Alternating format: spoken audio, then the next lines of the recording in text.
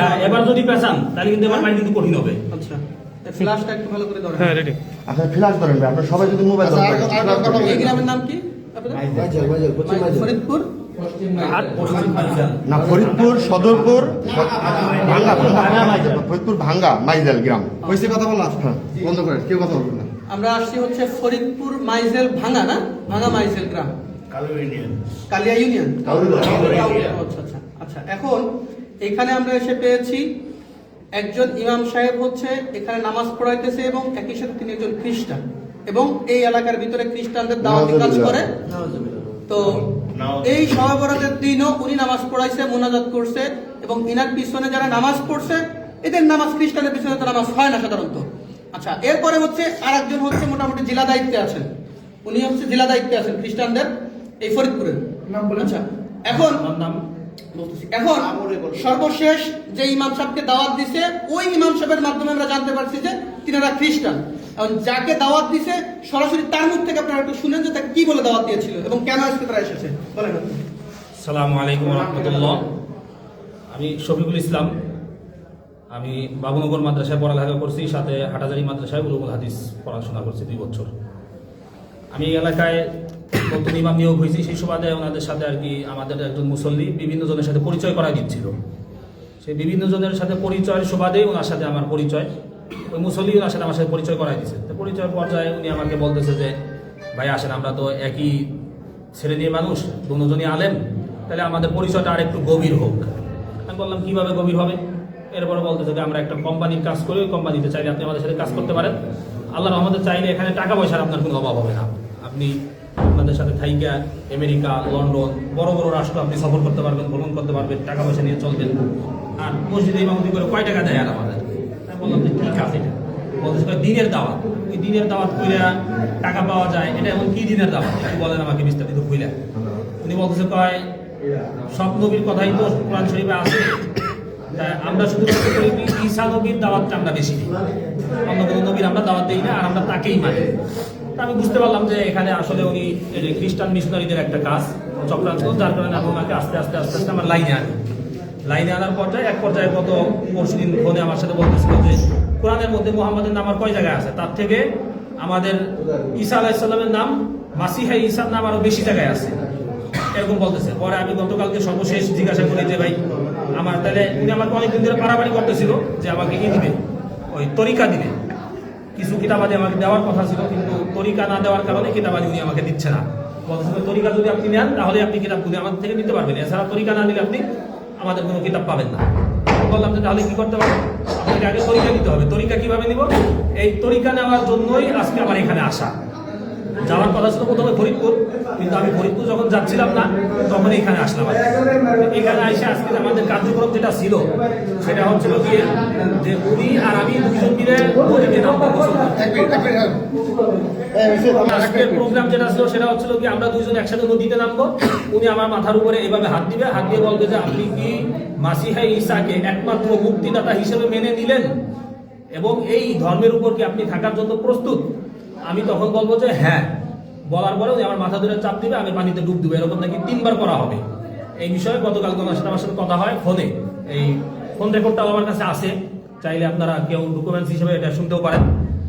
এই হিসাবে আজকে আমার এখানে আসা। তা ওনাদের গত 1 তারিখে ঢাকায় একটা প্রোগ্রাম হওয়ার কথা ছিল, হয়েছেও সেটা। আমাকে উনি যেটা বলছে যে এখানে নাকি শত শত আলেম নাকি থাকে উপস্থিত, যারা বাংলাদেশের বিভিন্ন প্রান্তে মসজিদ মাদ্রাসার খেদমতে আছে। আমার সাথে ওনার সাথে ভিডিওতে কথা হয়েছে, ওইখানে উনি আমাকে পরিচয় করা দিচ্ছে একজন আলেম যে সে নাকি মিশর আল আজহার বিশ্ববিদ্যালয় থেকে নাকি পড়ালেখা করে আসছে।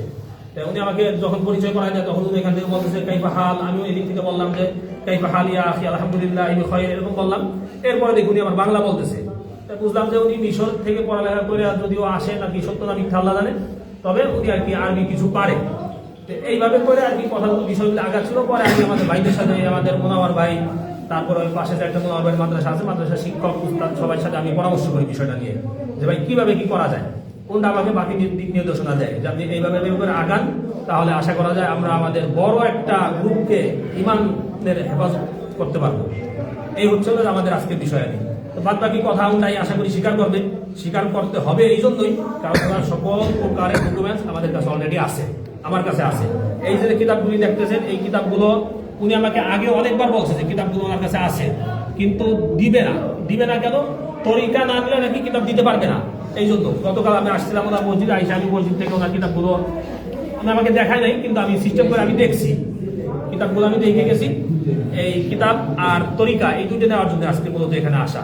তো আমি আপনাদের কাছে আবেদন করবো যে টাকা, হ্যাঁ কিছু টাকাও দেওয়ার কথা ছিল। আমার সাথে ওনাদের একজন আছে, আলেম আছে, যে কুমিল্লা আছে, মুফতি আকিদুল ইসলাম, কুমিল্লা দাউদকান্দিতে আছে, একটা মসজিদের ইমামতি করে, সাথে একটা দাখিল মাদ্রাসা উনি শিক্ষকতা করে। তো ওনার সাথেও আমার সাথে গতকালকে কথা হয়েছে প্রায় 20 মিনিট এই হোয়াটসঅ্যাপে। এটাও আমার কাছে কল রেকর্ড আছে। উনি আমাকে আগে বলছিল গোপালগঞ্জ, কিন্তু উনি তো মাত্র স্বীকার গেল যে আকিদুলের বাড়ি নাকি বাগেরহাট, এরকম আমাকে বলছিল গোপালগঞ্জ, কিন্তু মাইক দেওয়ার ভয়ে হয়তো উনি ই করছে, এখন হয়তো সত্যটা বলতেছে, তাহলে আগে সত্যটা বলছে, এটা বলছে। তাই আকিদুল নাকি এই মাসে 10 জন মুসলমানকে খ্রিস্টান করে ওইখানে নিয়ে আসছে। উনি বলছে এটা আমাকে, যে আকিদুল একজন ইমাম সাহেব, সে 10 জন খ্রিস্টানকে নাকি মুসলমান যারা খ্রিস্টান হয়েছে গত এই 1 তারিখের সেমিনারে উনি নিয়ে আসছে।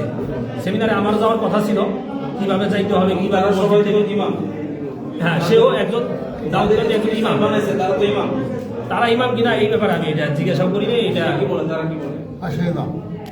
বাকি সবাই ইমাম। আচ্ছা আচ্ছা, এখন হলো এই ভদ্রলোক হলো খ্রিস্টান হয়েছে, এবং ইনি শুধু খ্রিস্টান না, ইনার তো আসলে এক পা অলরেডি কবরে চলেই গেছে।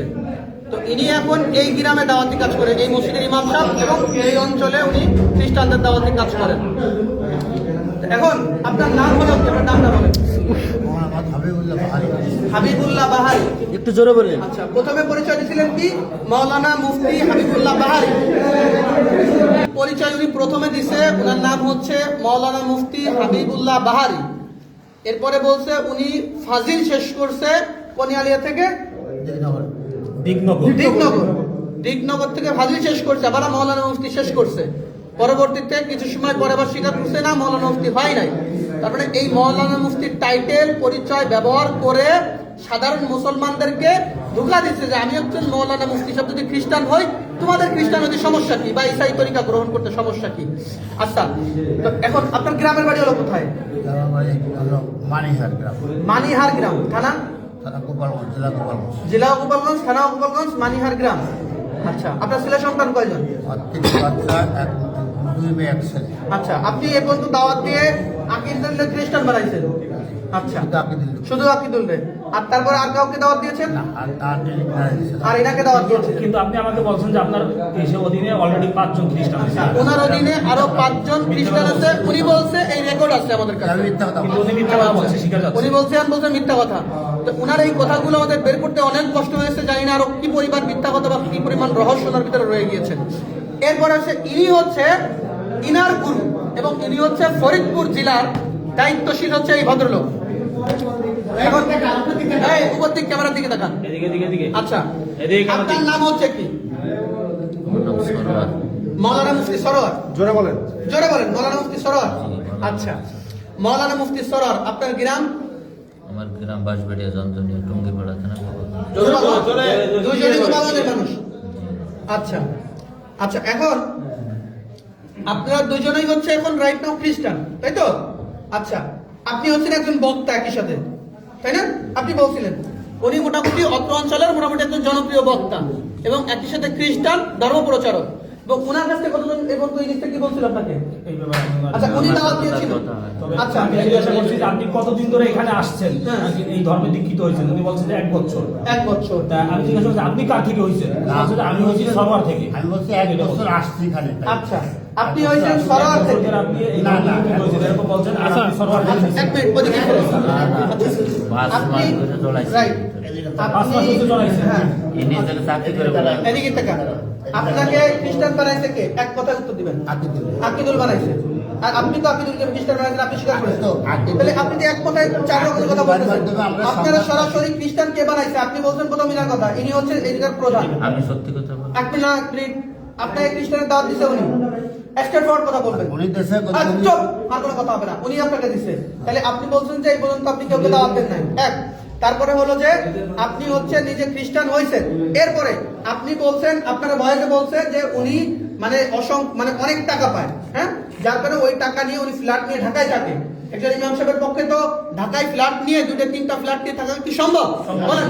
তার মানে উনার মাধ্যমে হাজার হাজার মানুষ খ্রিস্টান হওয়া সম্ভব, কারণ উনি একটা কমিউনিটির লিডার, এই যে ইনি, এবং উনার টাইটেল হলো উনি মাওলানা মুফতি। এগুলো হলো প্রতারণা। হ্যাঁ, এবার গত মাসে 1 লাখ টাকা কামাইছে, তাই না? তাই বলছে, ভিডিও আছে, ওনারা দাওয়াত দিয়েছে। আচ্ছা, আর আপনি এক মিনিট আপনি ওনাকে দাওয়াত দিয়েছেন, স্ট্রেট ফরওয়ার্ড করে বলবেন, ওনাকে দাওয়াত দিয়েছেন, চুপ, দাওয়াত দিয়েছেন, ওকে। আপনি বলছেন যে আপনি করে দাওয়াত দেন নাই। এই একজন পাওয়া গেল আপনাদের খ্রিস্টান, ওই একজন পাওয়া গেল উনি ওনাকে দাওয়াত দিয়েছেন। আচ্ছা আচ্ছা, এই হলো, আচ্ছা এই হলো আমাদের অবস্থা। আর এইরকম অবস্থায় সারা বাংলাদেশে এইরকম অসংখ্য মানুষ পাওয়া যাচ্ছে যারা এই ধরনের প্রতারণা আমাদের মুসলমান কমিউনিটির সাথে করতেছে। ওনারা দুজনই খ্রিস্টান, অথচ ওনারা টুপি দাঁড়িয়ে এখনো ওনাদের লিপস্টিক আছে। তার মানে এটা হলো মূলত আমাদের সাথে প্রতারণা, সাধারণ মুসলমানদের সাথে প্রতারণা। এইভাবে এই দেশটাকে তিলে তিলে এই খ্রিস্টানরা দখল করে ফেলতেছে। আমাদের বান্দরবন, খাগড়াছড়ি, এই সমস্ত জায়গাগুলো আমাদের দিনাজপুর সব জায়গায় একই অবস্থা ভাই। তো এই জন্য এই যে ইনাদের আপনাদের কাছে কোনো তথ্য আছে এদের ব্যাপারে? আচ্ছা, যাই হোক, এই হলো অবস্থা আমাদের। তো আমরা ওনাদেরকে পাইছি, এই হলো কিতাব, এই কিতাবের মাধ্যমে, এই কিতাবের নাম দিয়েছে কিতাবুল মুকাদ্দাস, অথচ এই কিতাবের নাম হিন্দুদের মানে খ্রিস্টানদের ধর্মগ্রন্থের নাম হচ্ছে বাইবেল। কি নাম? ওদের নাম হলো বাইবেল। এরা মুসলমানদেরকে প্রতারণা করার জন্য এই যে হচ্ছে ওনাদের মূল ইশার নাম হচ্ছে a translation of the holy Bible, অর্থাৎ এটা ট্রান্সলেশন অনুবাদ করা হয়েছে হোলি বাইবেল থেকে, অর্থাৎ পবিত্র বাইবেল থেকে। তো অনুবাদ করা হইলে এটা কিতাবুল মুকাদ্দাস হলো কিভাবে? একই সাথে এই যে মনোগ্রামটা, এটা আমরা কোরআন শরীফে ব্যবহার করি না? তো এইটা ব্যবহার করছে সাধারণ মানুষ, যদি মনে করে এটাও কোরআন শরীফের মতো। হ্যাঁ, এইভাবে এই দেশের মানুষদেরকে প্রতারণা করতেছে, এরকম শত শত বই ওনারা করছে। যাই হোক, এই ছিল আমাদের আজকের বিষয়বস্তু। আসসালামু আলাইকুম ওয়া রাহমাতুল্লাহ। ওই যে হুজুরের একটু স্বীকারোক্তি। আচ্ছা, আমরা দেখেন আলেম সমাজ বেইজ্জতি করা আমাদের উদ্দেশ্য ছিল না। বেইজ্জতি করা কি ছিল না?